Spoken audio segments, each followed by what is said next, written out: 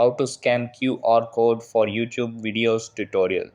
Hey guys, in this video, I am going to show you how you can scan a QR code for YouTube videos. So make sure to watch this video till the end and let's get started. So the first thing that you want to do is open up YouTube on your phone and then search for any video you want.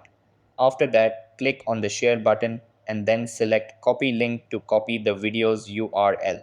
Next, go to Google and search for qr.me.